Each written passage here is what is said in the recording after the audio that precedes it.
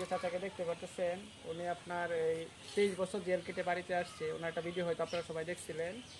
তো উনি ভিডিওর ফাঁকে আমাকে একটা কথা বলছিল, ওনার জামা কাপড় কথা জিজ্ঞাসা করছিলাম, বলছিল ওগুলো জেল কানার।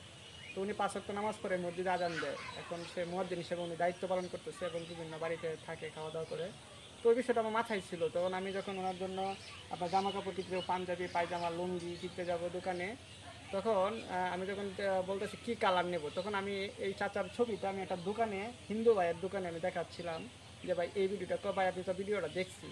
তখন যখন আমি পাঞ্জাবির কাপড়টা আমি কিনবো, তখন উনি আমাকে বলতেছে, উনি অথচ হিন্দু, মেঘরাজ বস্ত্রালয়ের কাপড়ের মালিক বড় ভাই, উনি হিন্দু। তখন উনি হিন্দু, তাই উনি মন থেকে, ভাই আপনি যদি কিছু মনে না করেন, তো এই পাঞ্জাবির কাপড়টা ভাই আমি আমার ব্যক্তিগত পক্ষ থেকে দিতে চাই।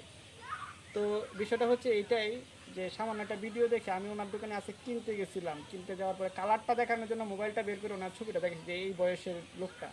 তো ওই জিনিসটা উনি লক্ষ্য করে উনি ওই যে ভিডিওটা দেখছিল, দেখার পরে উনি এই বিষয়টা দিছে। দেখেন, এটা আমি নাও বলতে পারতাম, এটা কারণ হচ্ছে আমি এখানে গোপন রাখবো যে এই পাঞ্জাবির কাপড়টা উনি দিচ্ছেন, আমি দিছে, কিন্তু উপরে তো একজন আছে, উনি তো জানে যে এটা কে দিছে।